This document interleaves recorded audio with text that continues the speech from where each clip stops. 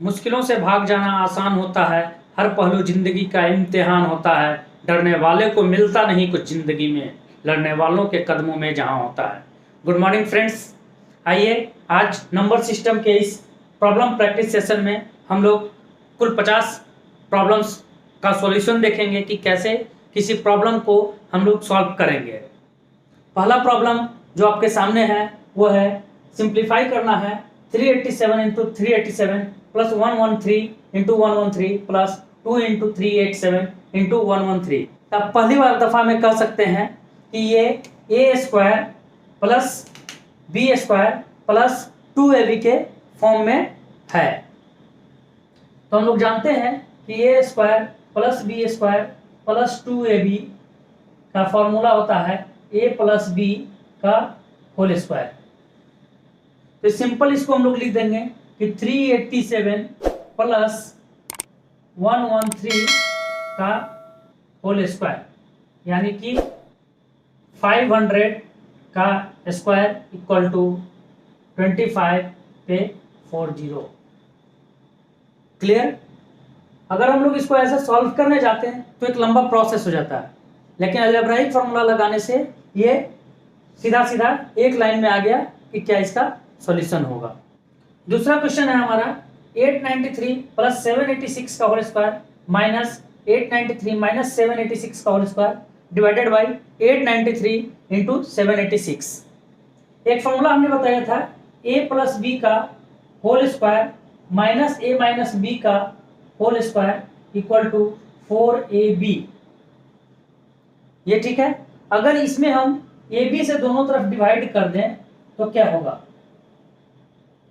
ये A B cut जाएगा, 4 हो जाएगा। अब आप देखिए कि इसी फॉर्मूला के आधार पे ये है कि नहीं। 893 प्लस 786 का स्क्वायर माइनस 893 माइनस 786 का स्क्वायर यानी ए प्लस बी का whole square minus a minus b का whole square divided by a into b यानी ए बी। तो इसका सीधा सीधा आंसर हो जाएगा 4। अब आइए तीसरे क्वेश्चन पे आते हैं कि which one of the following is divisible by 3। तो याद कीजिए रूल्स कि 3 से डिविजिबिलिटी का क्या नियम था। 3 से डिविजिबिलिटी का नियम हमने बताया था कि संख्या के अंकों का योग 3 से विभाजित होना चाहिए। तो सीधा सीधा हम लोग देख सकते हैं 5 4 9 1 10 3 13 2 15 6 और 21 डिविजिबल है यानी कि ये डिविजिबल बाय 3 होगा। इसको देखिए 5 और 9 14 14 6 20 20 7 27 27 1 28 28 और 3 31। यह डिविजिबल नहीं होगा। एक बार फिर से देख लीजिए 5 4 9 1 10 3 13 2 15 6 21 अंकों का योग 21 इसलिए डिविजिबल बाय 3। अंकों का योग 31 नॉट डिविजिबल बाय 3।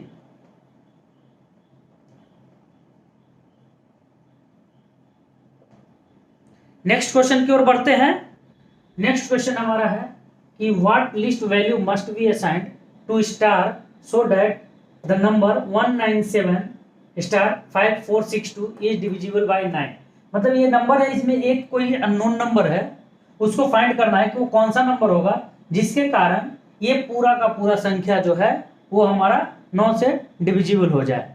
तो हम लोगों ने पढ़ा था कि 9 से डिविजिबिलिटी का रूल कि 9 से वो संख्याएं डिवाइड होंगी जिन संख्याओं के अंकों का योग 9 से पूरी विभाजित हो जाए। तो जोड़ लीजिए इसके अंकों का योग कितना है 1 plus 9 plus 7 plus 5 plus 4 plus 6 plus 2 plus इसको x मान ले या p मान ले। तो 9 1 10 7 17 5 22 4 26 6 32 2 34 प्लस p यानी कि 9 से डिविजिबिलिटी के लिए इसको कम से कम 36 होना चाहिए, अर्थात p का वैल्यू 2 होगा। इसका मतलब नंबर जो है वो हमारा हो जाएगा 1972546 तो क्वेश्चन के अनुसार जो हमारा आंसर होगा कि what least value must be assigned, तो जो लिस्ट वैल्यू है वो 2 होगा आंसर। कोई दिक्कत? नेक्स्ट क्वेश्चन पर चलते हैं कि which of the following number is divisible bye 4। तो याद कीजिए 4 से विभाज्यता का नियम। 4 से विभाज्यता का नियम है कि संख्या के अंतिम दो अंक यदि 4 से पूर्णतः विभाजित होंगे तो वो संख्या 4 से विभाजित होगी। तो इसमें देखिए पहला 94 दो अंक लास्ट लिए, ये 4 से विभाजित नहीं है, इसका मतलब ये 4 से डिविजिबल नहीं होगा। इसका अंतिम अंक 72 ये 4 से डिविजिबल है, इसका मतलब ये संख्या पूरा 4 से विभाजित होगा। एक क्वेश्चन है कि is this number is divisible bye 11। तो याद कीजिए कि 11 से विभाजिता का नियम क्या बताया था हमने। 11 से विभाजिता का नियम बताया था कि संख्या के समस्थानिक अंक और विषम स्थानिक अंकों के योग का अंतर यदि 0 होगा या 11 से विभाजित होगा तो संख्या 11 से पूर्णतः विभाजित होगी। तो चेक कर लेते हैं, ये आपका समस्थानिक अंक हो गया और ये आपका विषम स्थानिक अंक हो गया। तो जोड़ लीजिए 4 3 7 7 14 और 8 22 माइनस 8 2 10 और 1 11 11 आ गया, यानी ये 11 से विभाजित है, अर्थात ये संख्या जो है 11 से विभाजित होगी। तो question is this digit divisible by 11, तो आंसर हो जाएगा यस। एक और question, is this number divisible by 24। यहाँ 24 से डिविजिबिलिटी का रूल्स पूछ रहा है, तो डिविजिबिलिटी का फैक्टर निकालेंगे जो कि को प्राइम हो। तो 24 का को प्राइम फैक्टर जो है 3 और 8 होगा, 3 into 8। तो हम लोग चेक कर लेंगे कि ये 3 से डिविजिबल है कि नहीं और 8 से साथ साथ डिविजिबल है कि नहीं। अगर ये दोनों से डिविजिबल रहेगा तो हम कह सकते हैं कि ये संख्या 24 से डिविजिबल है। तो सिंपली चेक कर लेते हैं, 5 2 7 5 12 6 18 18 3 21 21 7 28 28 4 32 32 4 36, तो ये 3 से डिविजिबल है। अब 8 से डिविजिबिलिटी का रूल है कि अंतिम 3 अंक 8 से डिविजिबल होना चाहिए। तो हम लोग 744 को देख लेते हैं कि ये 8 से डिविजिबल है कि नहीं। 8 9 72 8 3 24, यानी ये 3 से भी डिविजिबल है और 8 से भी डिविजिबल है, इसका मतलब ये पूरा संख्या 24 से डिविजिबल होगा। तो is this digit divisible by 24, इसका भी आंसर होगा यस। चलते हैं नेक्स्ट क्वेश्चन की ओर। अगला क्वेश्चन हम लोग देखते हैं, what is the units digit in the product 81 into 82 into 83 into 84 into 85 86 87 88 89। अगर इसको हम लोग गुना करने जाएंगे तो ये लेंदी प्रोसेस है। इसमें ट्रिक लगाना ये है कि बीच में एक अंक आएगा इसका 85, अगर इसमें किसी भी इवन नंबर से गुना करेंगे तो अंतिम अंक 0 आएगा इकाई स्थान पे, और उसको फिर किसी से भी करेंगे तो इसका हमेशा इकाई अंक 0 ही आता रहेगा। तो इस तरीके से ये इसका आंसर हो जाएगा 0। इसी तरीके के क्वेश्चन, ट्रिकी क्वेश्चन यूपीएससी के इंटरव्यू में पूछा गया था एक बच्चे से कि x minus a into x minus b into x minus c into x minus d into x minus e गुना करते जाइए x minus y x minus z, इसका मल्टीप्लिकेशन क्या होगा। अब इसको अगर एक एक को मल्टीप्लाई करने जाएगा तो समझिए कितना समय लगेगा और क्या फैक्टर आएगा।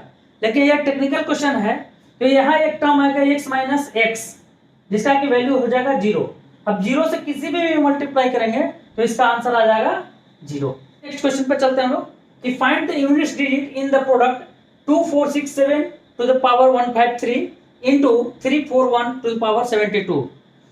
2467 का पावर 153 गुणा 341 का पावर 72 का यूनिट प्लेस, जो इसका गुणनफल होगा उसका यूनिट प्लेस क्या होगा। तो अब इसको गुना करने का कोई जरूरत नहीं, इसका सिंपल ट्रिक है कि इसका यूनिट डिजिट उठाइए इकाई स्थान और इसका इकाई स्थान उठाइए। तो 7 का पावर 153 इंटू 1 का पावर 72, तो 1 का पावर कितना भी रहे तो ये 1 हो गया, तो इससे कोई मतलब अब रहा नहीं। अब ये 7 का पावर 3, तो इसको देखिए 7 का पावर जब 1 रहता है तो इकाई स्थान 7, 7 का पावर 2 रहता है तो इकाई स्थान 49 यानी कि 9, 7 का पावर 3 हुआ 343 यानी कि 3, 7 का पावर 4 इक्वल टू 2401 यानी का स्थान 1, और 7 का पावर 5 यानी कि 16807 यानी कि फिर से 7, यानी कि 7 का पावर अगर 4 के मल्टीपल में रहेगा एक्सपोनेंट, तो वो उसका हमेशा 1 आएगा, और 5 हो जाएगा फिर 1 के बराबर, यानी कि 4x + 1 या 4n + 1 के रूप में। इसको हम लोग चेंज कर देंगे 4n + 1 के रूप में, यानी कि 153 को अगर 4n के रूप में लिखें तो हम लोग लिख सकते हैं 4 × 38 + 1 हो गया ये, यानी कि 7 का पावर 1 बच जाएगा 4n के बाद 1, तो 1 पावर में कितना होता है 7, यानी कि इसको अगर दोनों को मल्टीप्लाई करेंगे तो उस प्रोडक्ट का जो यूनिट प्लेस होगा उसका वैल्यू कितना हो जाएगा हमारा 7। तो इसमें कुछ नहीं देखना है, केवल यूनिट प्लेस का पावर देखेंगे और उसको मल्टीप्लाई करके देखेंगे कि वो 4n का कितना, या वो डिजिट यूनिट प्लेस वाला कब रिपीट हो रहा है, और उस रूप में इसका एक्सपोनेंट को तोड़ देंगे और वो वैल्यू हमारा आ जाएगा। नेक्स्ट क्वेश्चन देखते हैं कि find the unit digit in 264 to power 102 plus 264 का पावर 103। अब देखिए, तो इसका मतलब ये हो गया 4 का पावर 102 प्लस 4 का पावर 103, तो 4 का पावर 1 बराबर 4 का पावर 2 बराबर 16, यूनिट प्लस 6, फिर इसको अगर 4 का पावर 3 निकालेंगे तो वापस 4 आ जाएगा, यानी ये 2n प्लस x के फॉर्म में लाना है, तो 2n प्लस n, ये 2n के फॉर्म में है, तो 2n के फॉर्म में है तो 6 हो जाएगा ये इसका, और ये 2n + 1 के फॉर्म में है 1 है तो 4 हो जाएगा, यानी 10, तो यूनिट प्लेस कितना हो गया 0, इसका आंसर हम लोग लिख देंगे ये 0 है। नेक्स्ट क्वेश्चन है हमारा, on dividing 15968 by a certain number the quotient is 89 and the remainder is 37, find the divisor. तो कल जो डिवीजन एल्गोरिथम बताए थे पिछले क्लास में, उसको देखिए, याद कीजिए कि उसमें आता है कि D = D × Q + R, तो हमारा क्या है डिवाइजर निकालना है, यानी कि ये वैल्यू निकालना है। डिविडेंड दिया हुआ है 15968 = D × 89 + 37, ये 37 इधर माइनस चला जाएगा तो कितना हो जाएगा 15968 - 37 = 89D। इसको लिख सकते हैं कि 15931 = 89D, तो D बराबर कितना हो गया 15931 / 89 = 179, हमारा आंसर हो गया। अगला क्वेश्चन हमारा है कि एक number a number when divided by 114 leaves remainder 21, if the same number is divided by 19 find the remainder। Reminder हमको फाइंड करना है। अब देखिए कि अगर कोई नंबर 114 से डिवाइड हो रहा है, उस केस में कह रहा है कि रिमाइंडर इसका शेष जो है 21 बचेगा, अगर उसी को 19 से डिवाइड करेंगे तो कितना शेष बचेगा उसके बारे में बताना है। तो हम लोग सीधा इसमें चेक करेंगे कि 114 से 19 डिविजिबल है कि नहीं, अगर है तो सीधा रिमाइंडर में हम लोग भाग लगाते हैं। ये 114 19 से डिविजिबल है पूरा, तो हम लोग देखेंगे कि 21 में अगर 19 से भाग देंगे तो रिमाइंडर में, अब तो रिमाइंडर में ही भाग देना पड़ेगा, तो 21 में 19 से भाग देंगे तो शेष बचेगा हमारा 2। इस टाइप का क्वेश्चन विदाउट पेन ही बना सकते हैं हम लोग। नेक्स्ट क्वेश्चन है हमारा, in a division sum the divisor is 10 times the quotient and 5 times the remainder, if the remainder is 46 determine the dividend. Correct कि रिमाइंडर 46 है। अब देखिए डिवीजन जो सम है उसमें divisor is 10 times the quotient and 5 times the remainder. Divisor जो है quotient का 10 गुना है और रिमाइंडर का 5 गुना है, तो रिमाइंडर हमारा यहाँ है 46, तो डिवाइजर कितना हो जाएगा 46 × 5 230, और क्वोशिएंट कितना हो जाएगा, क्वोशिएंट का divisor is 10 times the quotient, यानी कि क्वोशिएंट जो है वो इसका 10वां हिस्सा हो जाएगा। तो हमको निकल रिमाइंडर पता है, डिवाइजर पता है और क्वोशिएंट पता है। डिविडेंड का फॉर्मूला याद कीजिए, क्या बताए थे, divisor into quotient plus remainder, यानी कि 230 × 23 प्लस 46 = 5336, ये हमारा आंसर हो गया। आज के क्लास के लिए इतना ही। अगले क्लास में इससे आगे का और इससे एक लेवल अप क्वेश्चन हम लोग पढ़ेंगे। तब तक आप प्रैक्टिस करते रहिए, और जहां से भी जो भी पुस्तक आपको मिल रही है उसमें जो भी क्वेश्चन आपको मिल रहे हैं आप उसको सॉल्व कीजिए। अगर हमारे बताए हुए थ्योरी के अनुसार जो हमने बताया है पिछले वीडियो में, अगर उस अनुसार नहीं सॉल्व होता है तो आप कमेंट बॉक्स में बताइए और हम आपको बताएंगे कि कैसे उन समस्याओं को, उन प्रॉब्लम्स को सॉल्व करना है।